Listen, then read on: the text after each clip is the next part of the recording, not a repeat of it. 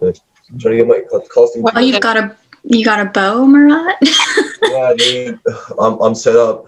Oh my Are you god. cosplaying Paris? It's me, Paris. Just to be accurate. And wait, let me just. I might have my little. Get some tinfoil, get a flashing helmet. Yeah, dude. Mm. I look beautiful. Damn, y'all actually look good though. Damn. Right, yeah, okay. Paris, get ready. Look at you, Paris, with your bow. Yeah, dude. I'm the hero of this story. Boom. I love your headband, Christina. Thank you. Hang on, let me show you. I made an olive platter. Mostly it's a cheese platter, but olives are involved. Gotcha. Okay, I'm ready. And it honestly looked so pretty. And then I brought it downstairs and I tripped and like dropped most of it. It still looks gorgeous. It still looks great. You know, it'll taste great. I took a picture earlier, so it's fine. Right. You look very Greek. Yeah, dude. Yeah. Boom, boom, boom, boom. Let's go. I'm ready. Like 2 seconds before I came on, I was like, I want to have like a beverage, like wine or something. And I was like, there's no like white wine in this house right now, I don't think. So I improvised and ended up with like, it's like a pomegranate type margarita situation. That looks dandy, dude. Yeah. All right. We're getting some drinks in this? Okay, I got some drinks, bro. All right. I also got a drink. Okay. Is that pickles? It looks like pickle juice. Olive brine. Oh my god. We're set. You have olive brine? Yes. Are you just gonna drink? Okay. You eat raw olives and you drink olive brine. Yeah, dude, that's how I became a champion. That's why I'm the Paris in this story. Well, I'm ready. All right. I'm Very ready. good. Look, I can also be Hector. Ooh. How is that Hector? Well, he grabs things sometimes. Oh. Oh yeah. I can see that. That's one of his talents. Thank you, Alec. Thank you. Alec is in support. Oh, yo. I'm gonna be Hermes. As I'm Hermes. What's going on, Murat? What are you I'm doing? Hermes. He's putting his costume together. Yikes. It's been a process so far. But I think we're getting somewhere. Look. I like. Cool, this is strong. Murat, I love when the pressure's on for you because you were like it was like, oh no, we're dressing up, and it's like, boom, I got all this stuff. I got everything. I'm prepared for this. I was ready for this. Dude, wait. I also got. Let me see. He's got olive oil or olive brine to drink there too. Yeah, dude. I'm ready, dude. Also, I guess this is Aphrodite come from the sky. I got one of these boys. This is sick. Look at this. The gods descended from Mount Olympus. Well, welcome to the last episode of the Iliad. Woo! We made it. Honestly, we made it. We I'd made like it. to thank my mom. I'd like to thank Christina. I'd like to thank all our followers. All 26. Keep All scrolling. 26. Hey, Mm-hmm. that's one. That's almost one for every chapter. Yo, actually, That's true. so if you release about 4 million chapters, I think we'll be good about. Who can give us a recap for the second to last chapter called Funeral Games for Patroclus? Good old Patchy boy died. Everyone's sad. Mm-hmm. And then Achilles is just like, oh no. And then, yeah, they're just sad. Really, really bad juju, bad vibes. And then Achilles is like super depressed Depeche Mode. And he's just like, you know what, whatever. Let's have like full on, like let's have funeral games, let's have the Olympics. And everyone's just going at each other. And Achilles is just like, yo, check out all my cash and look how much I don't care. And he's just like, boom, boom, boom, boom, boom, boom, boom. it's just like Christmas time for Achilles, but he's the sad Santa. And he's just like he's just dishing out presents. Everyone, even the losers get a present, the winners get presents. Sometimes the losers get the winners' presents. It's wild. There's presents everywhere. And Odysseus and Ajax go at it old school. They're just roughhousing, just rabble-rousing, and then they're like, maybe we should stop all this roughhousing, and then they stop roughhousing. And then Achilles is super depressed still, and he's just like, you know what? I don't even care. Have my bowl, have my pots, have even Patroclus's special pot that he loved so much, because even now he knows he's gonna die, so sentimental things lose their value. And he's just having a rough old moment right now. Yeah. He's pretty much on his way to learning that revenge and violence are not the answer. And acting on your anger never works. And the best path is forgiveness and peace and pacifism. Doesn't bring Patroclus back. Because, he can't bring Patroclus back no matter what he does to Hector's body. And he's about to do more horrible things to Hector's body. Really? No.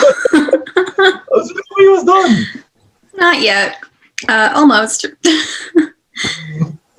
And then we're going to see the final climactic moment when Priam, King Priam of Troy, goes to the Achaean ships to talk to Achilles. That's gonna go well, right? Prismo. We'll see. Gonna go with Danny Doozles. And then after we finish, I have a Where Are They Now segment, so we can talk about what happens to everybody after the Iliad's over.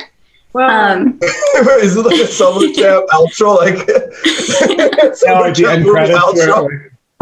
Like, Achilles, Priam. Yeah, That's hot. I like love that, but like most of them die, so like Achilles died. Patroclus died.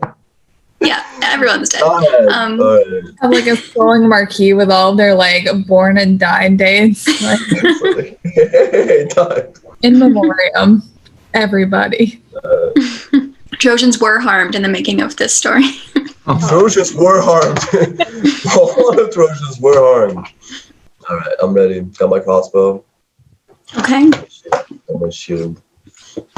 All right. So, final book of the Iliad. Achilles and Book Priam. too? Oh, I want a book. It's a little late.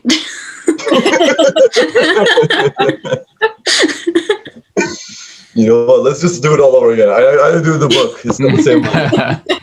Start 6 from more top. months. 6 more. if Barack gets a book, I want a book. All right, go. All right, we got to do it all over again, guys. Come on. No one was stopping you from getting books. You could have gotten books. We democratically just now decided that we will redo it. I was sent a free PDF. I have to say, yeah, what is this PDF treatment? What are they going to stand for? Alrighty, so Achilles and Priam. Not a ton of speaking roles in this one. If you feel like speaking, choose to be Achilles or Priam. If you don't, choose to be someone else because they're pretty much the only ones who talk. Boxes of paper. Boxes of paper. All right, when we get to it, if someone goes against you, Murat, you can rock, scissors, paper them. Yo, I really want to do it. Okay. So, Achilles and Priam, book 24. The games were over now. The gathered armies scattered, each man to his fast ship, and fighters turned their minds to thoughts of food in the sweet, warm grip of sleep. But Achilles kept on grieving for his friend, the memory burning on, and all subduing sleep could not take him. Not now. He turned and twisted side to side. He longed for Patroclus's manhood. His gallant heart. What rough campaigns they'd fought to an end together.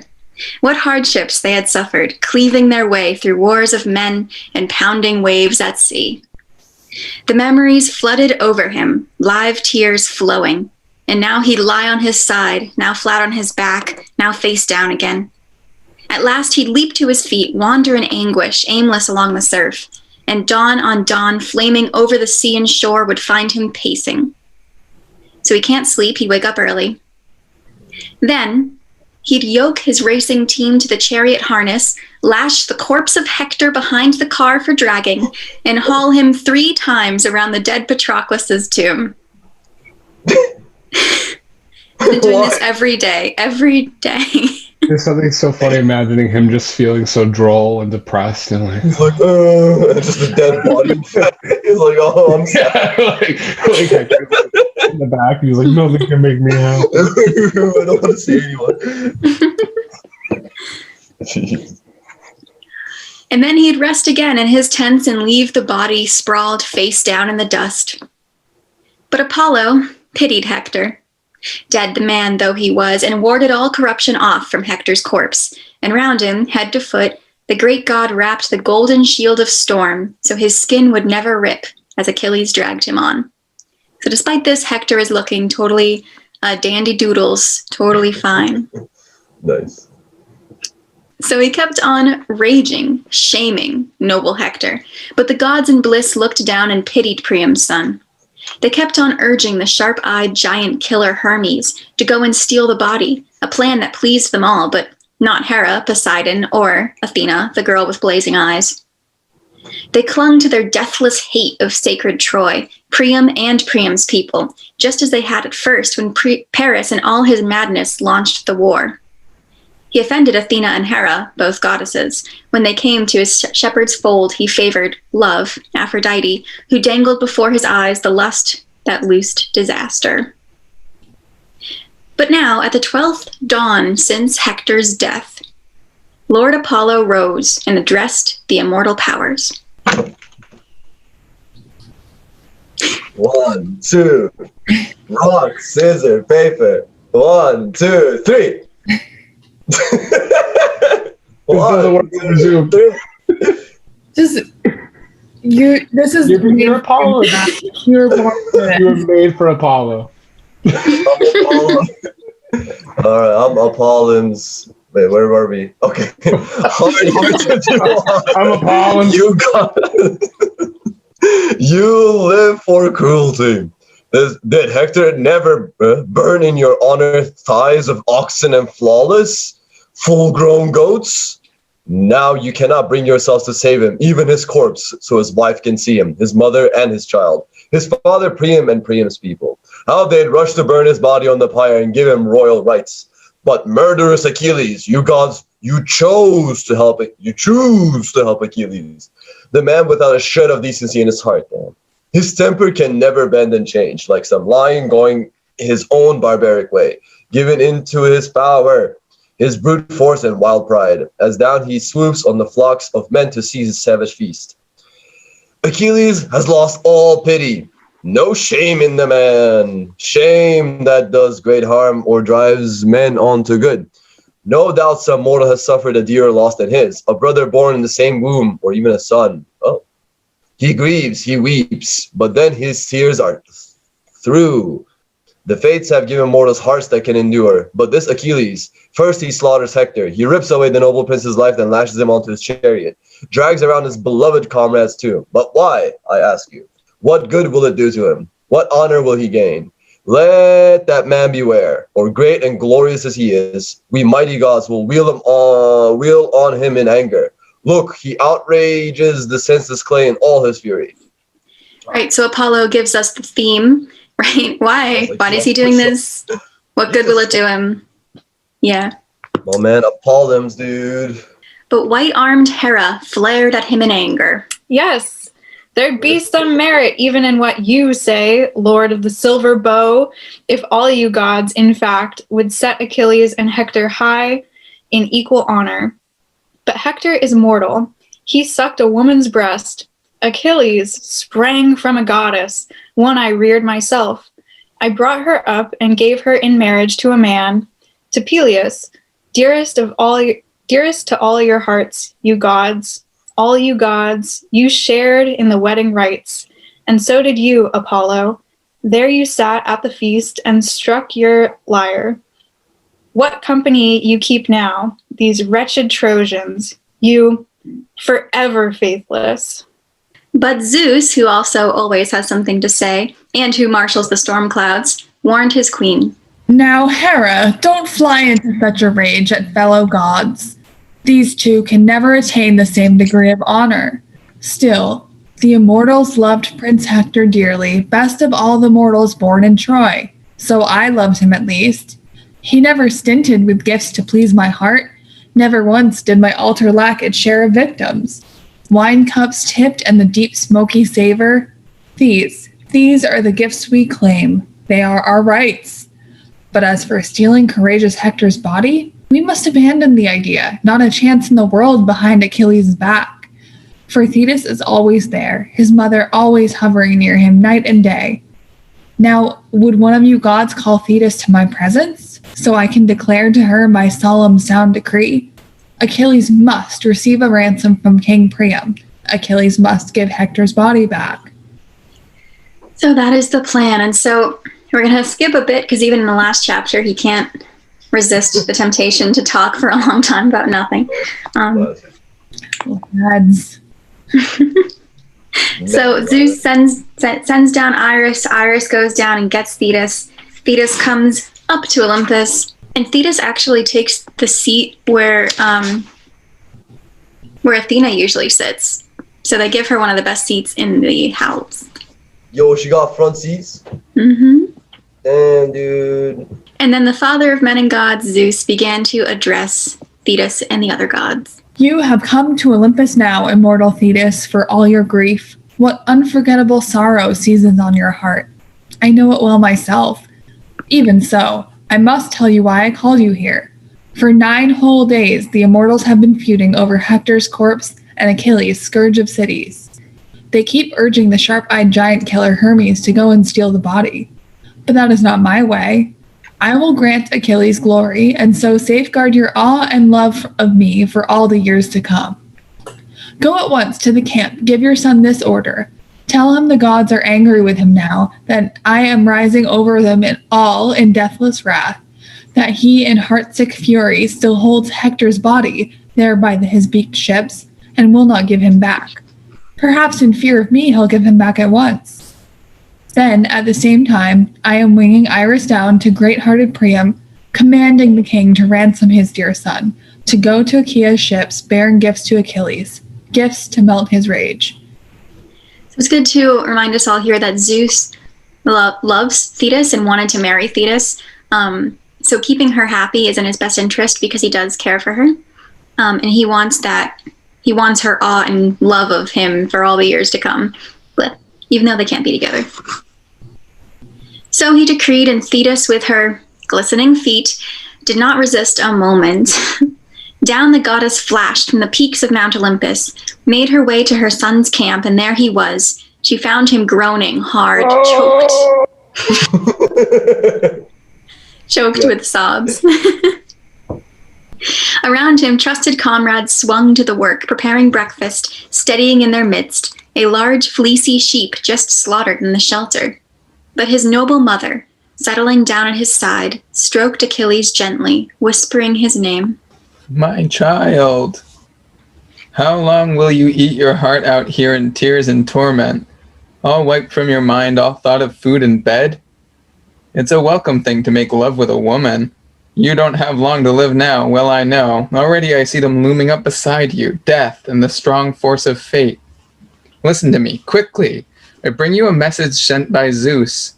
He says the gods are angry with you now, and he is rising over them all in deathless wrath that you in heart-sick fury still hold Hector's body here by your beaked ships, and will not give him back. Oh, give him back at once, take ransom for the dead. The swift runner replied in haste. So be it. The man who brings the ransom can take away the body, if Olympian Zeus himself insists in all earnest. So that may be surprising. For the first time, he accepts a ransom. At least that's what he says. That's a His mom handsome told him ransom. to do it. His mom. He is a mama's boy. And, like, Oh. and I love how the first thing she said was like, "Hey, it's you're making love with women, huh?" It's not really great, huh? I don't think there's been a mother in this whole thing that hasn't had like sexual undertones with I was gonna say the children. Yeah. the sex talk happens real early in ancient Greece, Like they're whipping kitties out to like make their to help with battle. right, It's a dude? lot. I guess that's what we're missing, dude. We should be doing that too. Will make us more men. We cut that part out. Hector's wife was like, seemed like an appropriate mom. Yeah, she's good. You know what? I'm not giving her enough credit. She was great. That whole, Well, that we know whole what she did in scene behind the early scenes, chapters bro. was awesome. Mm. Yeah, we'll see her again near the end, which is cool. Mostly she was like, I don't want my child to be a Spoilers. slave, which, you know, seems appropriate. Yeah, I think Very much. every good mom doesn't want her child to be a slave. It's a good quality. This is a good rule. Thetis mentions like making love with women here, just to distract him from the grief. Essentially, she's like, why don't you do something fun? Have some food, take some, have some sleep, have some sex, like have some fun. Have at it, baby. Yeah, But also like, Indulge your id. yeah, but it's also like such a sad attempt. It's like someone has peanut, just be like, hey, how about some peanut butter? That's gonna make you feel great. Like, this is I not. don't know if that's a one-to-one That's not a metaphor. good analogy. That's not a good analogy. I don't know, but it's My like understanding is that he's not necessarily into that. he's bisexual. Oh, he's bisexual. he's so- Oh, I guess like Song of Achilles is not necessarily canon. Song of Achilles is done. Definitely not canon. That's never mind. I think my opinion was really swayed by that. I know. Great book, by the way. Phenomenal. Yeah, it's a great book. Please read it. In which case, have at it, Achilles, my boy. Live your life. So he agrees to do the ransom, or at least to talk to Priam, or whoever comes. He mentions the man who brings the ransom can take away the body. So whoever comes to see him, whatever. While mother and son agreed, among the clustered ships, trading between each other many winged words, Father Zeus sped Iris down to sacred Troy. Quick, on your way now, Iris. Shear the wind. Leave our Olympian stronghold. Take a message to great-hearted Priam down in Troy. He must go to Achaea's ships and ransom his dear son, bearing gifts to Achilles, gifts to melt his rage. But let him go alone, no other Trojan attend him. Only a herald with him, a seasoned older one who can drive the mules and smooth-running wagon and bring the hero's body back to sacred Troy. The man that brilliant Achilles killed in battle. Let him have no fear of death, no dread in his heart. Such a powerful escort we will send him. The giant killer Hermes will guide him all the way to Achilles' presence. And once the god has led him within the fighter's shelter, Achilles will not kill him. He'll hold back all the rest. Achilles is no madman, no reckless fool, not the one to defy the god's commands. Whoever begs his mercy, he will spare with all the kindness in his heart. So he tells this to Iris. He decreed, and Iris ran his message, racing with gale force to Priam's halls, where cries and mourning met her. Sons huddled round their father deep in the courtyard, robes drenched with tears, and the old man Priam amidst them, buried, beaten down in the cloak that wrapped his body. Smeared on the old man's head and neck, the dung lay thick that he scraped up in his own hands, groveling in the filth. So Achilles did this too when he saw Patroclus's body for the first time, and it was just like a thing that you did when you were grieving, is just like pick up the dirt and just like cover your body with it, which is like a lot, but that's what they did. Iris repeats Zeus's message verbatim. We don't need to see that. And then Iris, racing the wind, went veering off, and Priam ordered his sons to get a wagon ready, a good smooth running one to hitch the mules and strap a big wicker cradle across its frame. Then down he went himself to his treasure chamber, high-ceilinged, paneled, fragrant with cedarwood, and a wealth of precious objects filled its chests. He called out to his wife, Hecuba. Dear woman, an Olympian messenger came to me from Zeus. I must go to Achaea's ships and ransom our dear. Oh wait, Priam's old, right? Mhm. Yes. Okay. Bearing gifts to Achilles, gifts to melt his rage. Tell me, what should I do? What do you think? Myself, a terrible longing drives me heart and soul down to the ships into a vast Achaean camp. But his wife Hecuba cried out in answer. No, no. Where have your senses gone that made you famous once, both among outland men and those who rule in Troy? How can you think of going down to the ships alone and face the glance of the man who killed your sons, so many fine, brave boys? You have a heart of iron. If he gets you in his clutches, sets his eyes on you, that savage, treacherous man, he'll show no mercy, no respect for your rights. Come, all we can do now is sit in the halls, far from our son, and wail for Hector.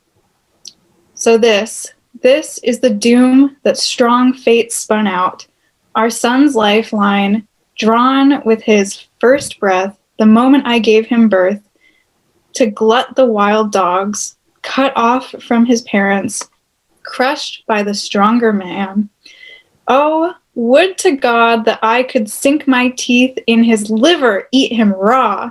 That would avenge what he has done to Hector. No coward, the man Achilles killed.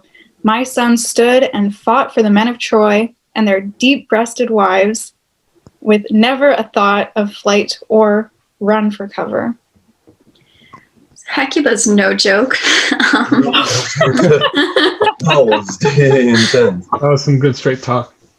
That was some good straight talk. I like that. But the old and noble Priam answered firmly. I will go. My mind's made up. Don't hold me back. And don't go flying off on your own across the halls. A bird of evil omen. You can't dissuade me now. If someone else had commanded me, some mortal man, some prophet staring into the smoke, some priest, I'd call it a lie and turn my back upon it. Not now. I heard her voice with my own ears. I looked straight at the goddess, face to face. So I am going. Her message must not come to nothing. And it is my fate to die by the beaked ships of Achaeans armed in bronze, that I shall. Let Achilles cut me down straight away. Once I've caught my son in my arms and wept my fill. Oh. Yeah. So you can see a bit of a foil, which is like a character that is meant to be compared against another character with Priam and Achilles. Achilles was saying, let me die as soon as I kill Hector. And Priam is saying, let me die as soon as I get to see Hector again. Yeah, bit of a difference there. Is the main character of the Iliad Hector? No. Okay. We can leave it there. I'm sorry.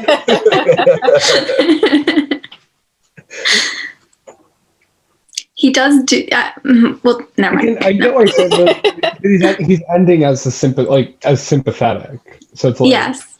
I get why you're feeling that way, but It's kind of like Game of Thrones, where it just kind of focuses on different characters at a time. There's not really one main character.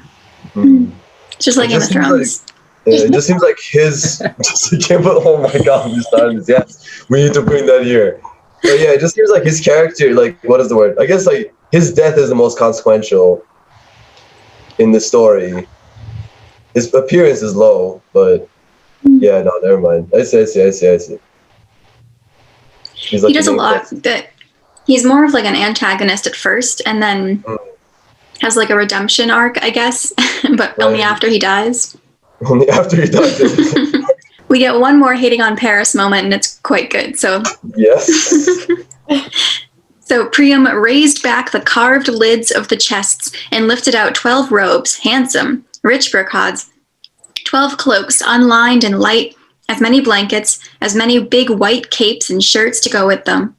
He weighed and carried out 10 full bars of gold and took 2 burnished tripods, 4 fine cauldrons, and last, a magnificent cup that the Thracians had gave him once. He'd gone on an embassy and won that priceless treasure, but not even that did the old man spare in his halls. Not now, consumed with desire to ransom back his son. Crowds of Trojans were mobbing his colonnades. He gave them a tongue lashing, sent them packing. Get out, you good-for-nothings public disgraces. Haven't you got enough to wail about at home without coming here to add to all my griefs? You think it nothing, the pain that Zeus has sent me. He's destroyed my best son. My best son. The whack sons like Paris. Well, you'll learn too, in tears. Easier game you'll be for Argive troops to slaughter. Now my Hector's dead, but before I have to see my city annihilated, laid waste before my eyes, oh, let me go down to the house of death. Oh, well. He herded them off with his staff. They fled outside before the old man's fury. So he lashed out at his sons, cursing the sight of Helenus, Paris, noble Agathon, Pamnon, Antiphonus, Polites loud with the war cry, Dephobus, and Hippothous, even lordly Dias. Who are any of these? Dias, too. Good old Dias. Dias is just here for a good time. I'm pretty sure these are the only 9 of his children, or of his sons anyway, who are still alive out of 50. Yeah. Other Dias made it. All children. You would expect either way. The old man shouted at all 9 rough commands. Get to your work, my vicious sons, my humiliations. Oh. If only you had all been killed at the bastions instead of my dear Hector. Oh God, but I, dear God, my life so cursed by faith. I fathered hero sons in the wide realm of Troy, and now not a single one is left, I tell you. Nestor the indestructible, Troilus, passionate horseman, and Hector, a god among men, no son of mortal men. He seemed a deathless god. But Ares killed them all, and all he left me are these disgraces, lawyers, dancers, heroes only at beating the dancing rings. You plunder your own people for lambs and kids. Why don't you get my wagon ready? Now at once, pack all the things on board. We must be on our way. That is So rough. Oh, why didn't you do that?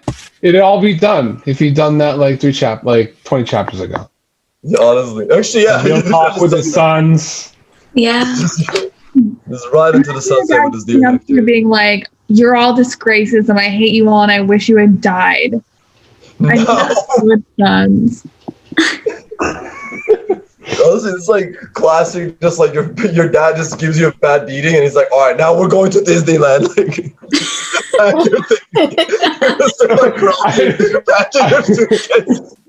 Yo, I don't think giving a wagon of all your valuables is going to Disneyland.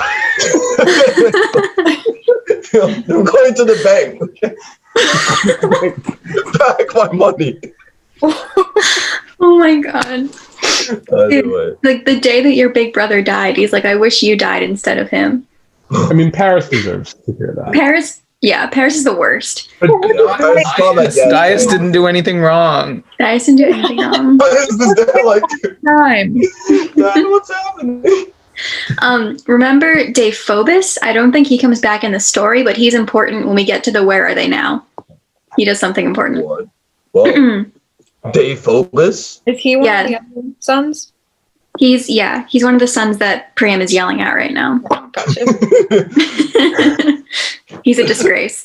He's a disgrace. Might as well be dead, but Yeah. I wish he died. I wish he died. The reader agreed. So they put all of the stuff in the wagon. We can skip that. It's just the same stuff. No sooner were both men, so Priam and his herald, harnessed up beneath the roofs, Priam and Herald, minds set on the coming journey. Then Hecuba rushed up to them, gaunt with grief, her right hand holding a golden cup of honeyed wine, so the men might pour libations forth at parting. She stood in front of the horses, crying up at Priam. here, quickly pour a libation out to Father Zeus. Pray for a safe return from all our mortal enemies, seeing you're dead set on going down to the ships, though you go against my will.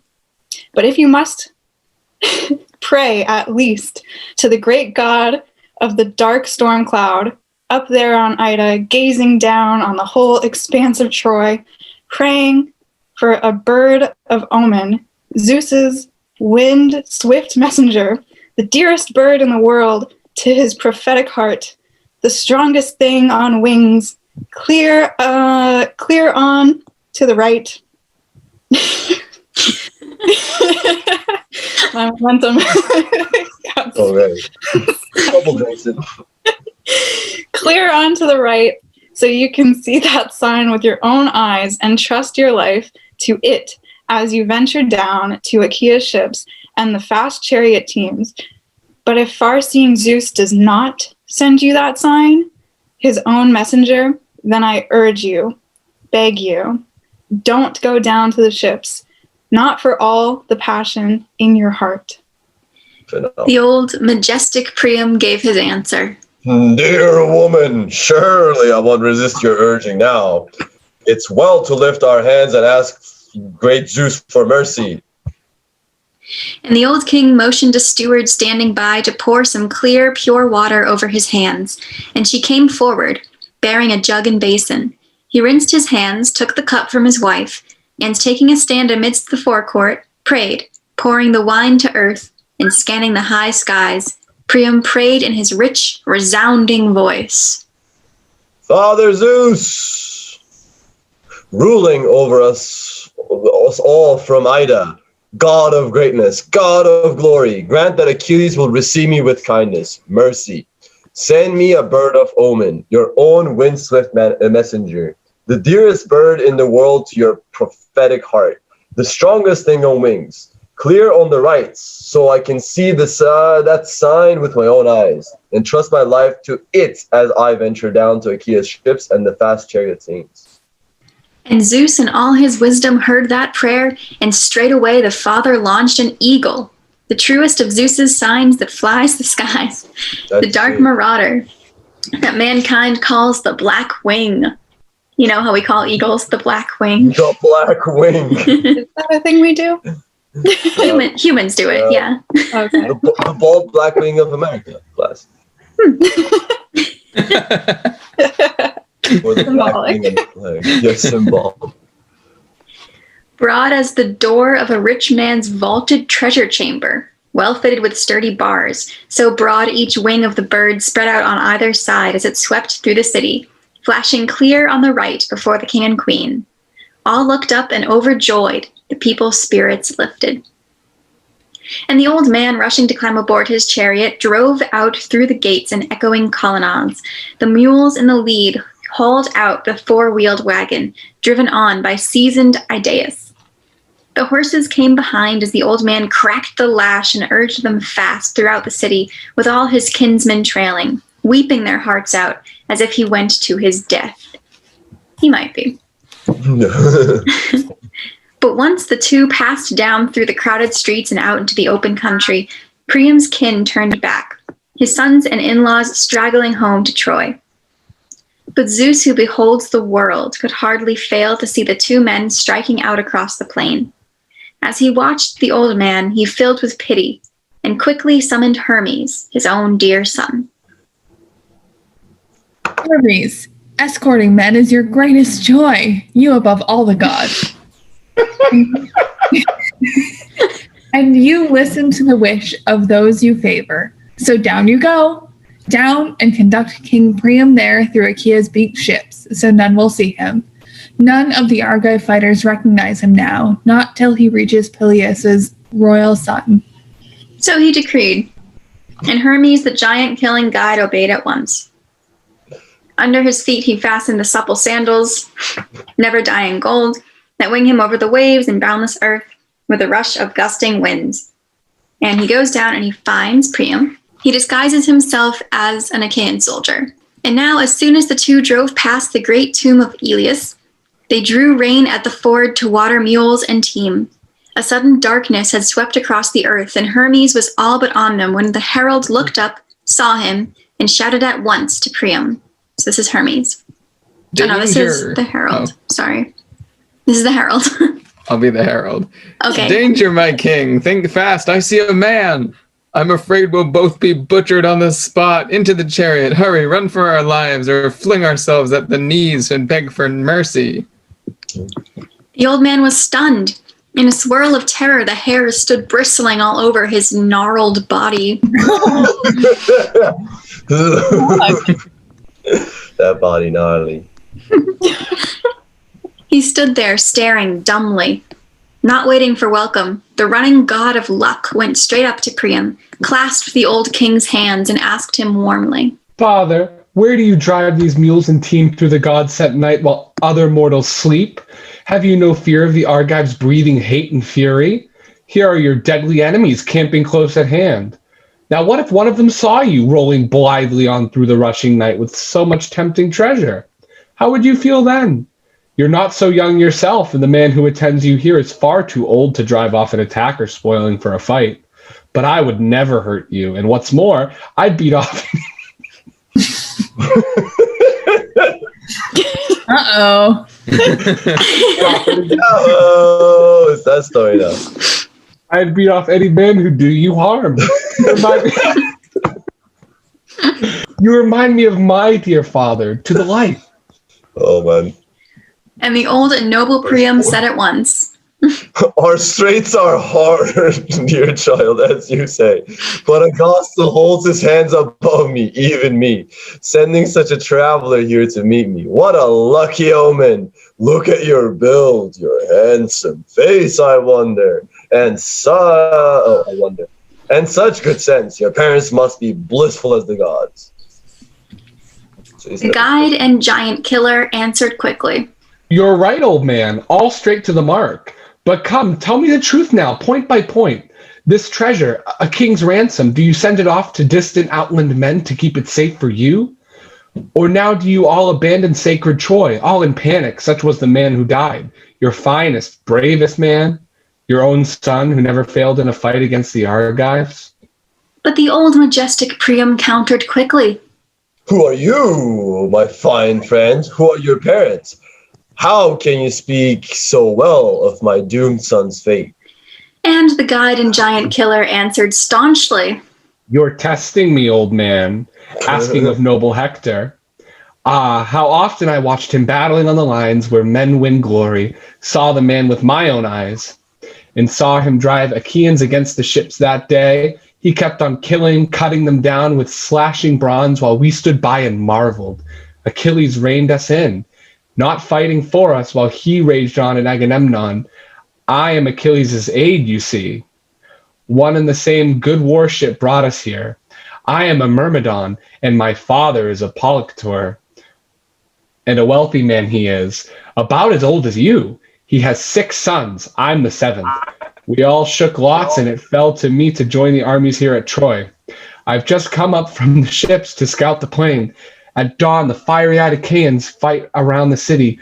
They chafe, sitting in camp, so bent to battle now. The kings of Achaia cannot hold them back. And the old and noble Priam asked at once, If you really are royal, if you really are the royal Achilles' aide, please tell me the whole truth, point by point. My son, does he still lie by the beach ships, or by now has the great Achilles hacked him limb from limb and turned into dogs? the guide and giant killer reassured him. So far, old man, no birds or dogs have eaten him. No, there he lies, still there at Achilles' ship, still intact in his shelters. This is the 12th day he's lain there, too. But his body has not decayed, not in the least. Nor have the worms begun to gnaw his corpse. The swarms that devour men who fall in battle. True, dawn on a fiery dawn, he drags him round his beloved comrade's tomb, drags him ruthlessly, but he cannot mutilate his body. It's marvelous. Go see for yourself how he lies there fresh as dew, the blood washed away, and no signs of corruption. All his wounds sealed shut, wherever they struck, and many drove their bronze blades through his body. Such pains the blissful gods are lavishing on your son. Dead man though he is, the gods love him dearly. And the old man rejoiced at that, bursting out. Oh, sorry. Oh, my child, how good it is to give the immortals fit and proper gifts. Now take my son, or was he all a dream? Never once in his halls did he forget the gods who hold Olympus. Never, so now they remember him, if only after death. Come, this handsome cup, accept it from me. I beg you, protect me, escort me now, if the gods will it so, all the way till I reach Achilles' shelter. The guide and giant killer refused him firmly. You test me again, old man, since I am young, but you will not persuade me, tempting me with a gift behind Achilles' back. I fear the man. I die of shame to rob him. Just think of the trouble I might suffer later. But I'd escort you with all the kindness in my heart, all the way till I reach the shining hills of Argos, bound in a scudding ship or pacing you on foot, and no marauder on earth, scorning your escort, would dare attack you then. And the god of luck, leaping into the chariot right behind the team, quickly grasped the whip and reins in his hands and breathed fresh spirit into the mules and horses. As they reached the trench and rampart round the fleet, the sentries had just begun to set out supper there, but the giant killer plunged them all in sleep. He spread the gates at once, slid back the bars, and ushered Priam in with his wagon load of treasure. Now, at last, they approached royal Achilles' shelter, the tall, imposing lodge the Myrmidons had built their king, hewing planks of pine and roofed it high with a thatch, gathering thick, shaggy reeds from the meadow banks, and round it built their king a spacious courtyard fenced with close-set stakes. A single pine beam held the gates, and it took 3 men to ram it home, 3 to shoot the immense bolt back and spread the doors. 3 average men. Achilles alone could ram it home himself.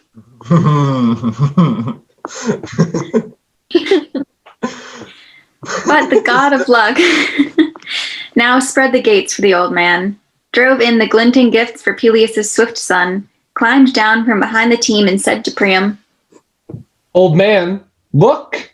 I am a god come down to you. I am immortal Hermes. My father sent me here to be your escort. But now I will hasten back. I will not venture into Achilles' presence. It would offend us all for a mortal man to host an immortal face to face. But you go in yourself and clasp Achilles' knees, implore him by his father, his mother with lovely hair, by his own son, so you can stir his heart. With that urging, Hermes went his way to the steep heights of Olympus. But Priam swung down to earth from the battle car, and leaving Idaeus there to rein in mules and team, the old king went straight up to the lodge where Achilles, dear to Zeus, would always sit. Priam found the warrior there inside, many captains sitting some way off, but 2, veteran Automedon and the fine fighter Alcimus, were busy serving him. He had just finished dinner, eating, drinking, and the table still stood near. The majestic king of Troy slipped past the rest, and kneeling down beside Achilles, clasped his hands and kissed his hands, those terrible, man-killing hands that had slaughtered Priam's many sons in battle. Awesome. As when the group...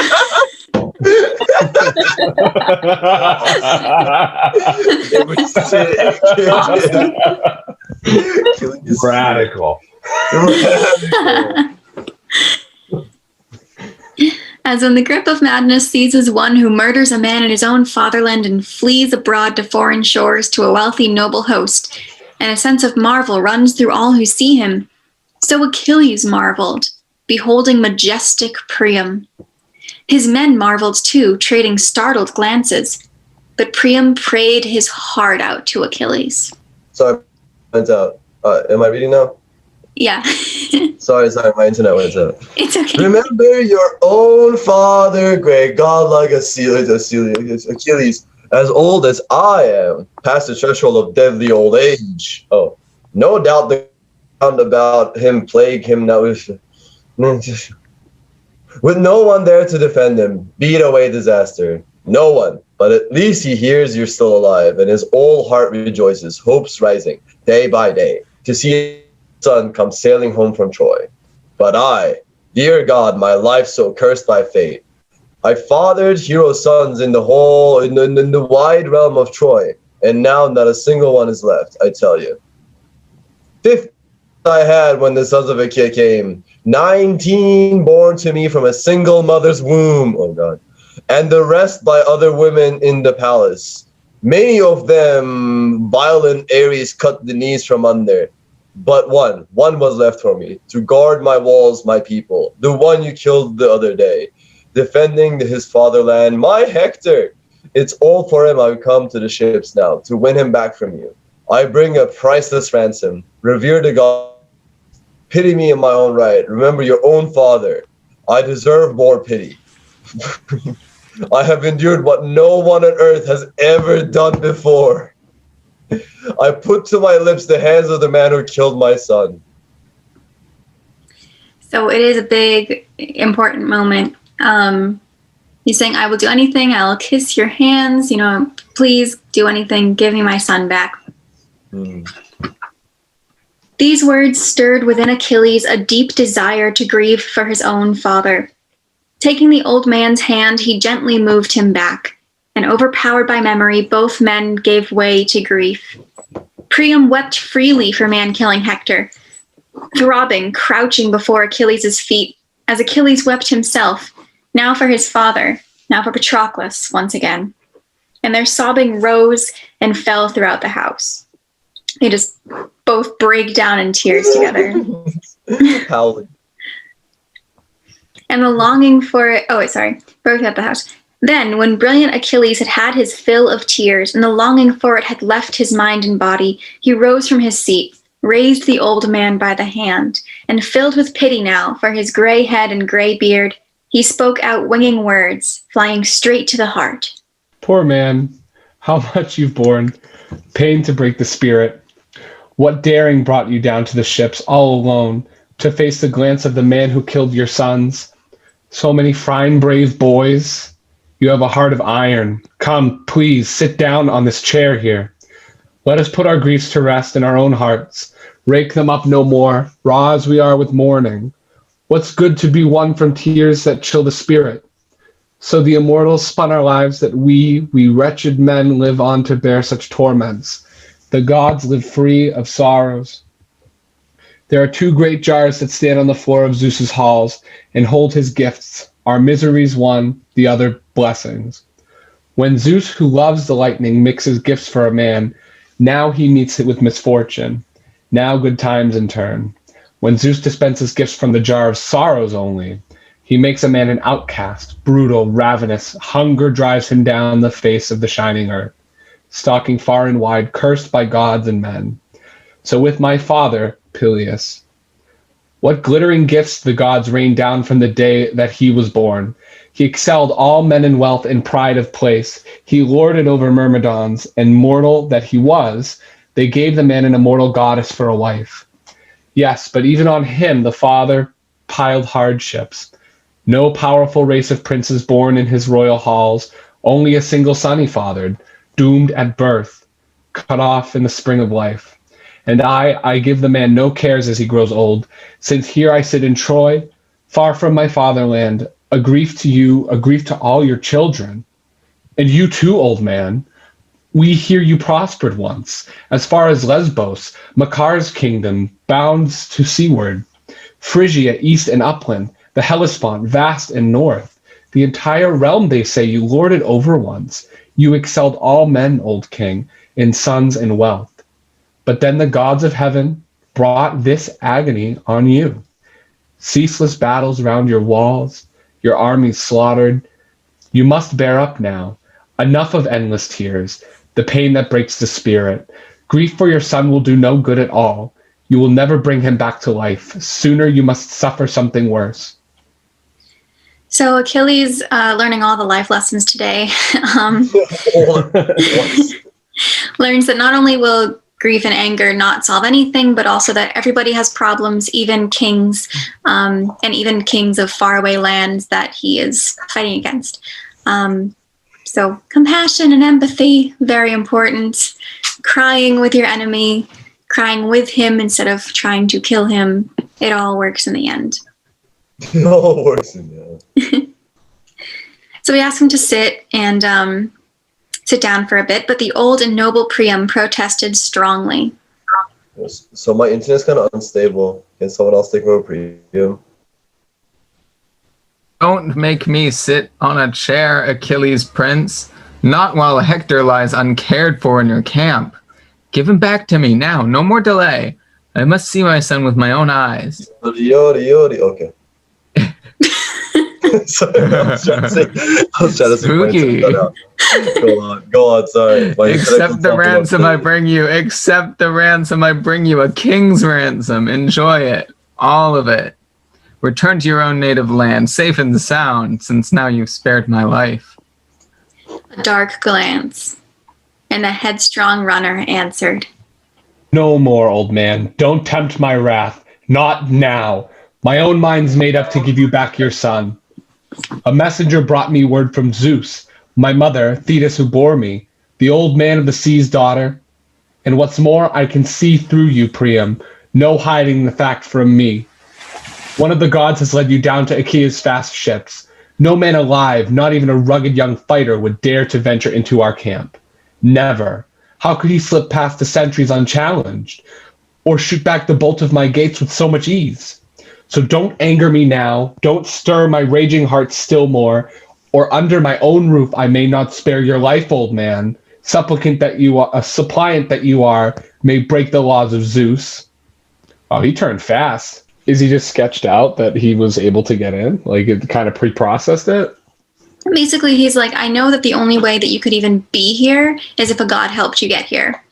And a god told me to accept your ransom. A god brought you here. You don't have to convince me anymore. Like, stop. I like it. So, that's yeah. crap. But mostly it's like Priam was like, I don't want to sit down. I don't want to have dinner. Just like, let's debate this out. And Achilles is like, sit. You're fine. You're going to get your son back. No. Yeah. That's pretty awesome. He's learned some life lessons, but he's still cranky. Fair. The old man was terrified. He obeyed the order. But Achilles bounded out of doors like a lion, not alone, but flanked by his two aides in arms, veteran Automedon and Eclemus. Steady comrades, Achilles' favorites, next to the dead Patroclus. They loosed from harness the horses and the mules, and they led the herald in, the old king's crier, and set him down on a bench. From the polished wagon they lifted the priceless ransom brought for Hector's corpse, but they left behind 2 capes and a finely woven shirt to shroud the body well when Priam bore him home. Then Achilles called the serving woman out. Bathe and anoint the body. Bear it aside first. Priam must not see his son. He feared that, overcome by the sight of Hector, wild with grief, Priam might let his anger flare, and Achilles might fly into fresh rage himself, cut the old man down, and break the laws of Zeus. So, like a good person with anger issues, he understands his triggers and tries to avoid them as much as possible. Wow, dude. Achilles, modern man. So when the maids had bathed and anointed the body sleek with olive oil and wrapped it round and round in a braided battle shirt and handsome battle cape, then Achilles lifted Hector up in his own arms and laid him down on a bier, and comrades helped him raise the bier and body onto the sturdy wagon. Then with a groan, Achilles called his dear friend by name. These goals are so on point. Feel no anger at me, Patroclus. If you learn, even there in the house of death, I let his father have Prince Hector back. He gave me worthy ransom, and you shall have your share from me, as always, your fitting, lordly share. So he vowed, and brilliant Achilles strode back to his shelter, sat down on the well-carved chair that he had left at the far wall of the room, leaned toward Priam, and firmly spoke the words the old king had come to hear. Your son is now set free, old man, as you requested. Hector lies in state. Within the first light of day, you will see yourself as you convey him home. Now, at last, let us turn our thoughts to supper. Even Niobe, with her lustrous hair, remembered food. You can stop now. He goes into a myth about Niobe. It's not important. She liked food. Yeah, pretty much it's like she was sad and like went through a hard time and she ate food and that's the story. She still ate breakfast. Don't miss it for a meal. Yeah. So, Very important. Alec, if you could skip to, so come we two, old king. So come, we two, old king, must think of food. Later you can mourn your beloved son once more, when you bear him home to Troy, and you'll weep many tears. And now we're on to self-care, another good part of overcoming. Never pausing, the swift runner sprang to his feet and slaughtered a white sheep as comrades moved in to skin the carcass quickly, dress the quarters well. Now we're about to have some real weird vibes, so just know that it's supposed to be positive, and this is like Achilles and Priam bonding and like seeing each other's point of view and forgiving each other, okay? But it's a weird vibe. I like that. Expertly, they cut the meat in pieces, pierced them with spits, roasted them to a turn, and pulled them off the fire. Automedon brought the bread, set it out on the board in ample wicker baskets. Achilles served the meat. They reached out for the good things that lay at hand, and when they had put aside desire for food and drink, Priam, the son of Dardanus, gazed at Achilles, marveling now at the man's beauty, his magnificent build. Face to face, he seemed a deathless god, and Achilles gazed and marveled at Dardan Priam, beholding his noble looks, listening to his words. Ouch, go out. But once they'd had their fill of gazing at each other, the old majestic Priam broke the silence first. Put me to bed quickly, Achilles prince. Time to rest. Just check on it. My God. Dude, they got impeccable game, both of them. Impeccable game. Let's take notes. Time to rest, to enjoy the sweet relief of sleep. Not once have my eyes closed shut beneath my lids from the day my son went down beneath your hands. Day and night I groan, brooding over the countless griefs, groveling in the dung that fills my walled-in court. But now, at long last, I have tasted food again, and let some glistening wine go down my throat. Before this hour, I had tasted nothing. Wow. So, despite like the weird sexual undertones, Oh, man. I'm gonna need a shower.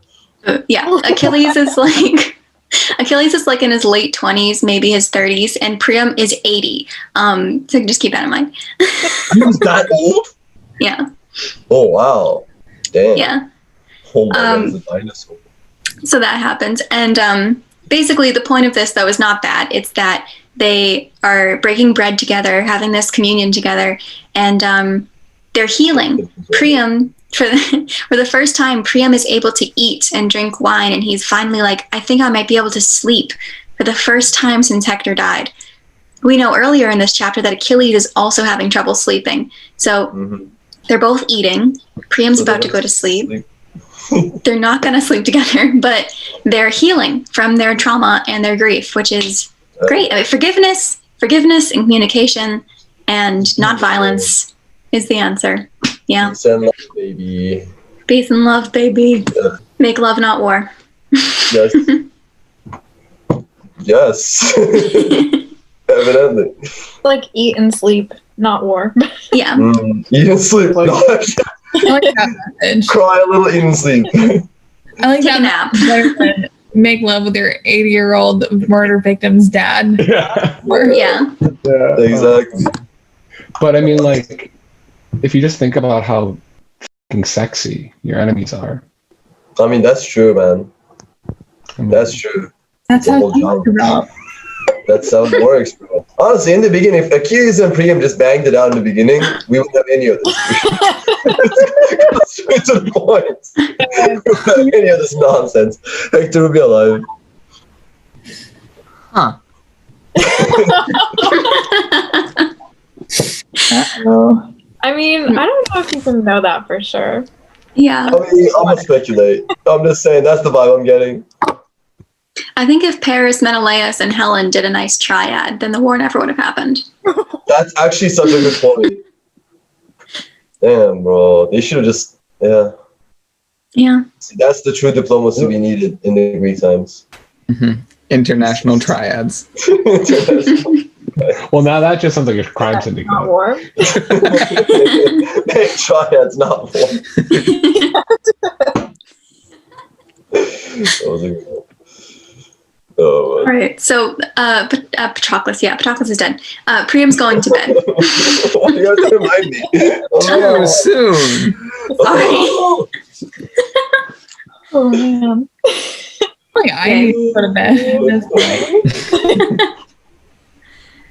point. Priam shook his head as Achilles briskly told his men and serving women to make beds in the porch's shelter, to lay down some heavy purple throws for the beds themselves, and over them spread some blankets, thick woolly robes, a warm covering laid on top. Torches in hand, they left the hall and fell to work at once, and in no time 2 good beds were spread and made. Then Achilles nodded to Priam, leading the king on with brusque advice. Sleep outside, old friend, in case some captains come to visit. They keep on coming now, huddling beside me, making plans for battle. It's their duty. But if one saw you here in the rushing dark night, he'd tell Agamemnon straight away, our good commander. Then you'd have a real delay in ransoming the body. One more point. Tell me precise about it. How many days do you need to bury Prince Hector? I will hold back myself and keep the Argive armies back that long. Not only is he giving Hector back, he's going even further. How much time do you need for the funeral? And the old and noble Priam answered slowly. If you truly want me to give Prince Hector burial, full royal honors, you'd show me great kindness, Achilles, if you would do exactly as I say. You know how crammed we are inside our city, how far it is to the hills to haul in timber, and our Trojans are afraid to make the journey. Well, 9 days we should mourn him in the halls. On the 10th we'd bury Hector, hold the public feast. On the 11th we'd build barrows high above the body. On the 12th we'd fight again, if fight we must. On the 13th. The swift runner Achilles reassured him quickly. All will be done, old Priam, as you command. I will hold our attack as long as you require. Nice. With that, he clasped the old man by the wrist, by the right hands, to free his heart from fear. Then Priam and Herald, mind set on the journey home, bedded down for the night within the porch's shelter. And deep in his sturdy, well-built lodge, Achilles slept, with Briseis in all her beauty sleeping by his side. So Achilles, too, healed from this moment of forgiveness. And he's sleeping now, and he's already eaten, and they're both growing and moving on. Mm. So they're sleeping, and it's kind of later in the night, and the great array of gods and chariot-driving men slept all night long, overcome by gentle sleep. But sleep could never hold the running escort. Hermes kept on turning it over in his mind. How could he convoy Priam clear of the ships, unseen by devoted guards who held the gates? Hovering at head, the escort rose and spoke. Not a care in the world, old man. Look at you, how you sleep in the midst of men who'd kill you, and just because Achilles spared your life. Now, yes, you ransomed your dear son for a king's ransom. But wouldn't the sons you left behind be forced to pay 3 times as much as for you alive? Oh. What if Atrides, Agamemnon learns you're here? What if the whole Achaean army learns you're here? The king woke in terror, roused the herald. Hermes harnessed the mules and team for both men, drove them fast through the camp, and no one saw them. Once they reached the ford where the river runs clear, the strong, whirling Xanthus, sprung of immortal Zeus, Hermes went his way to the steep heights of Olympus, as dawn flung out her golden robe across the earth. And the 2 men, weeping, groaning, drove the team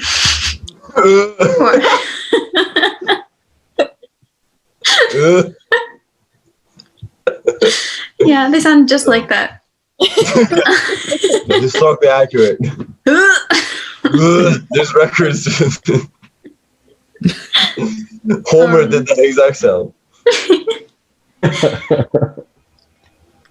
They drove the team toward Troy, and the mules brought on the body. No one saw them at first, neither man nor woman, none before Cassandra. You know, Cassandra, the person who's been mentioned before this moment, never. 100% all the time. Cassandra, the main character. Cassandra will come up in Where Are They Now as well. She is just another person who lives in Troy. She went through this issue basically where she got cursed by the gods. She is psychic, but no one ever believes her prophecy. That's hilarious. That's the curse. She always knows it's going to happen, but she's driven crazy because no one ever believes her. That's wild, dude. Yeah. So, regardless, they believe her now for some reason when she sees them coming.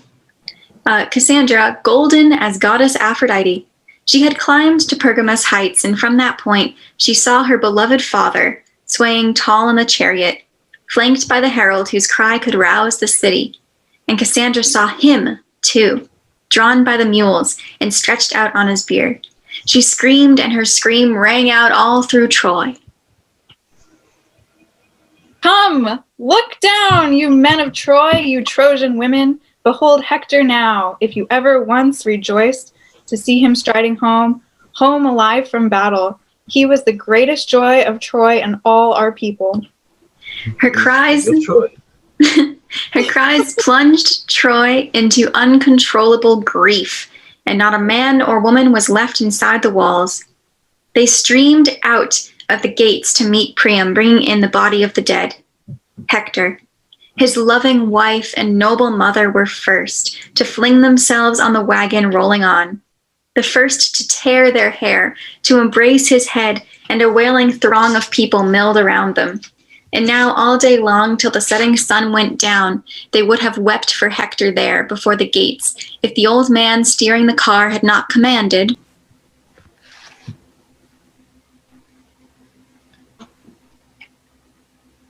I don't know. Top of 612. Let me through with the mules. Soon in a moment, you can have your fill of tears once I've brought him home. So he called, and the crowds fell back on either side, making way for the wagon. Once they had borne him into the famous halls, they laid his body down on his large carved bed and set beside him singers to lead off the laments, and their voices rose in grief. They lifted the dirge high as the women wailed in answer. And the white-armed Andromache, the wife of Hector, led their songs of sorrow, cradling the head of Hector, man-killing Hector gently in her arms. Oh, my husband, cut off from life so young, you leave me a widow, lost in the royal halls, and the boy only a baby. The son we bore together, you and I so doomed, I cannot think he will ever come to manhood. Long before that, the city will be sacked, plundered top to bottom. Because you are dead, her great guardian, you who always defended Troy, who kept her loyal wives and helpless children safe, all who will soon be carried off in the hollow ships, and I with them.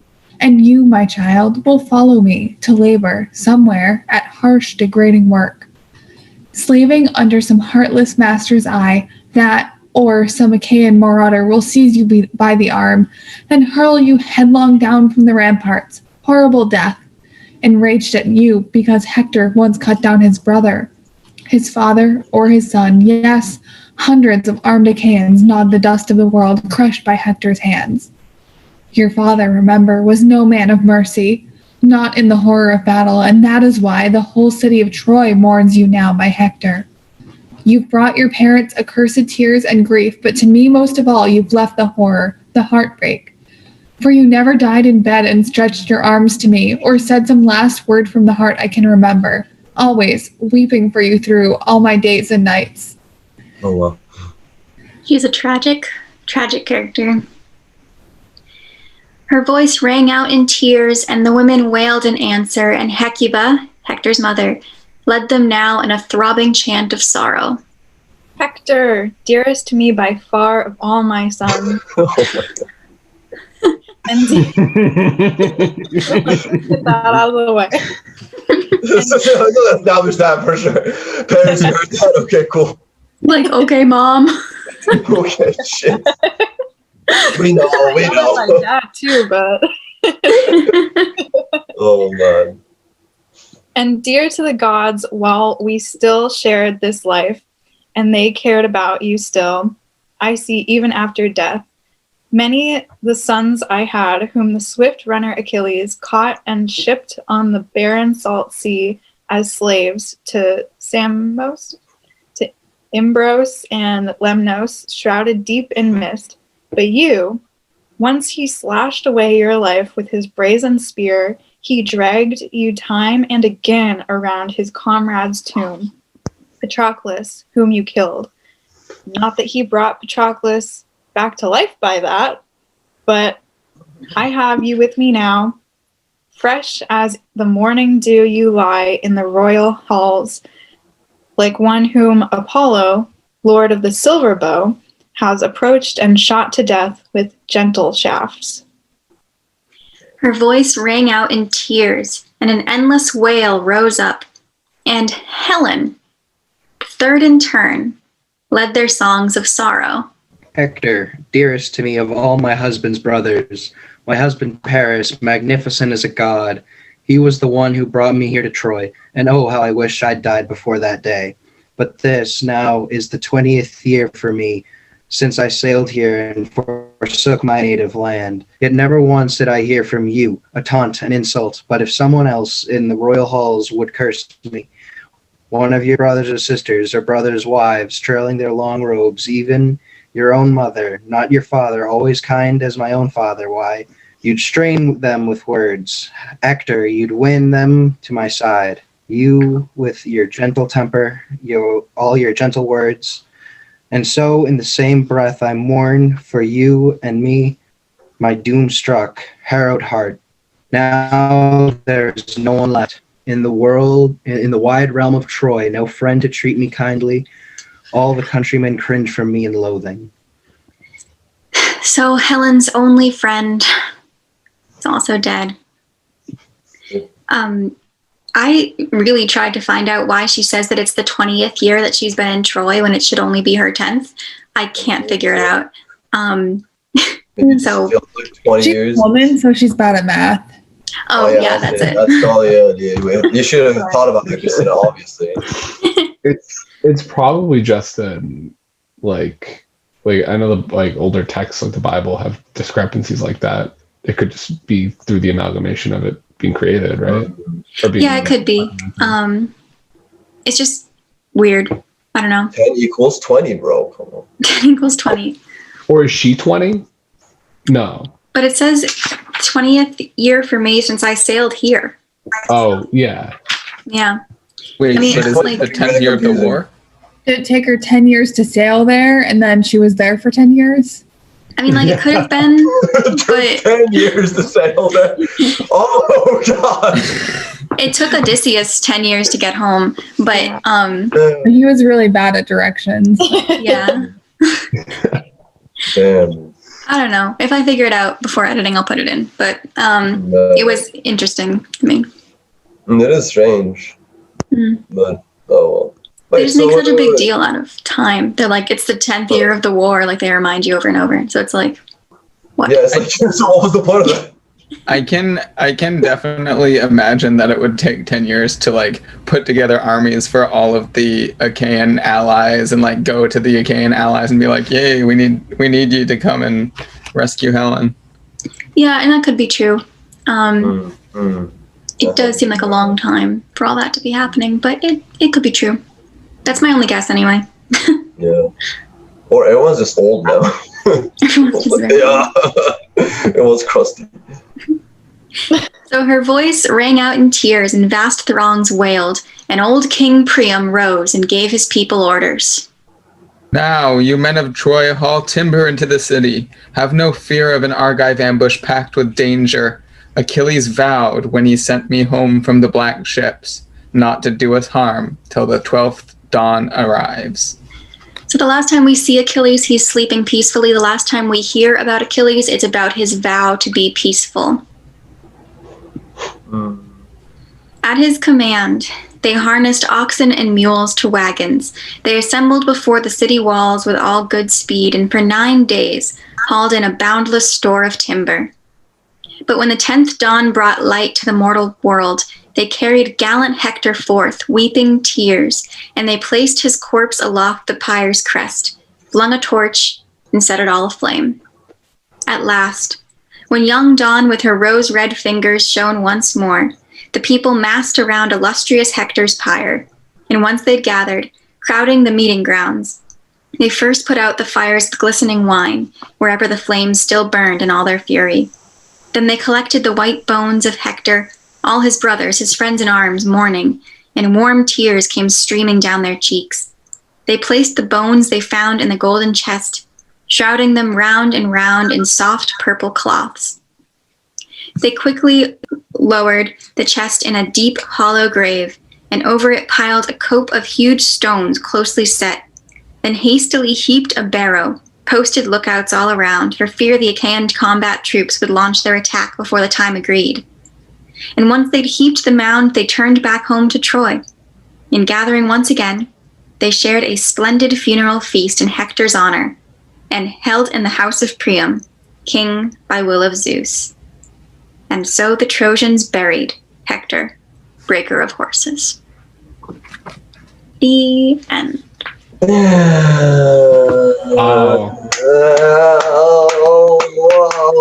a journey it was, guys. It's the friends you make along the way. It's journey. Yeah. Who you bury along the way. Friends you bury along the way. Oh no.